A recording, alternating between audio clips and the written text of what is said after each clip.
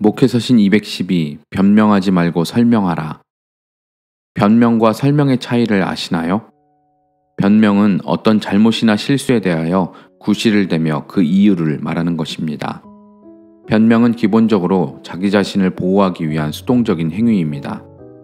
반면에 설명은 어떤 일이나 대상의 내용을 상대편이 잘 알 수 있도록 밝히 말하는 것입니다.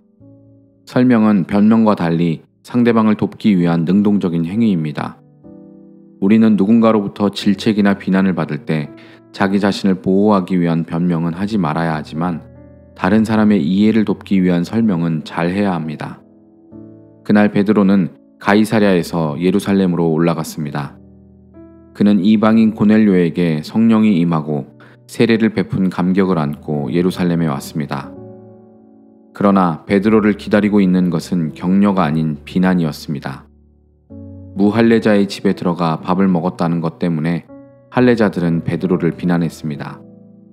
그때 베드로는 이를 차례로 설명했습니다.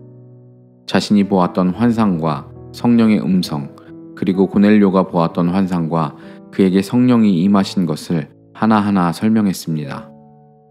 설명을 들은 사람들은 비난을 멈추고 잠잠하여 하나님께 영광을 돌렸습니다. 베드로는 자신을 비난하는 사람들에게 변명하지 않고 설명했습니다. 비난으로부터 자신을 보호하기 위해 변명하는 것이 아니라 하나님의 역사에 교회가 함께해야 하기에 사도들과 형제들에게 설명했습니다. 베드로는 하나님은 아신다며 침묵하지 않았습니다. 베드로는 저만 옳다고 침묵하지 않았습니다. 베드로는 함께하는 이들에게 설명했습니다. 그리고 베드로의 설명을 들은 그들은 비난이 아닌 영광의 찬양으로 함께했습니다. 내성적이고 말수가 적은 저는 어려서부터 웅변은 은이고 침묵은 금이다 라는 격언을 좋아했습니다. 저는 늘 사람들 앞에서 말해야 하지만 사실 사람들 앞에서 말하는 것을 가장 힘들어합니다. 자신이 말을 많이 해야 하는 사람이면서도 말 많은 사람을 별로 좋아하지 않습니다. 이런 부분이 목회자로서 치명적인 약점이 될 때가 있습니다.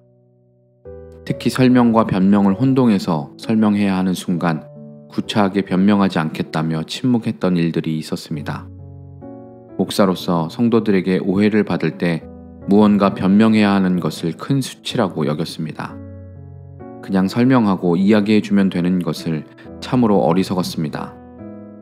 침묵하는 목사 때문에 성도들의 마음은 얼마나 어려웠을까요?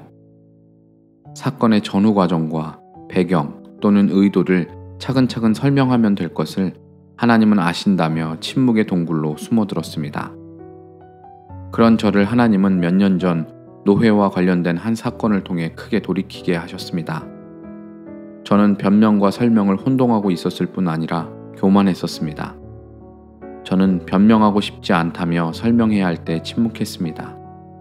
그런 침묵의 깊은 뿌리에는 저는 잘하고 있다는 교만이 자리잡고 있었습니다. 오랜 씨름 끝에 교만한 자신을 깨닫고 돌이켜 회개했습니다. 그리고 변명이 아닌 상황과 이유를 설명하기 시작했을 때 엉킨 실타래가 풀려갔습니다. 우리 하나님은 참 좋으신 분입니다. 지금 이 순간 공동체 가운데 누군가로부터 오해나 비난을 받고 있습니까?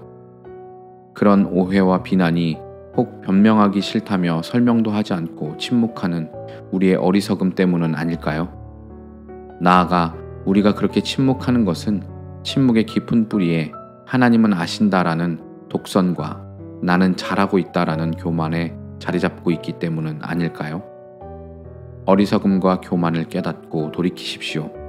그리고 일어나 지금이라도 변명하지 말고 설명하십시오.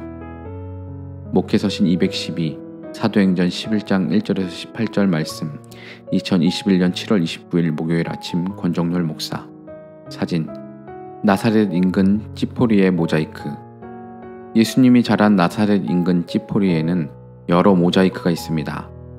대저택에서 발견된 갈릴리의 모나리자로 불리는 모자이크는 도시의 부유함과 문화를 잘 보여줍니다. 각각의 독특함을 잃어버리지 않은 채 하나의 큰 그림을 만들어내는 모자이크는 교회가 어떠해야 하는지를 잘 보여줍니다. 다양한 사람이 함께하는 교회, 그들 모두의 개성이 잃어버려지지 않으면서 하나의 공동체를 이루기 위해서는 서로를 위해 끊임없이 설명하고 또 설명해야 합니다.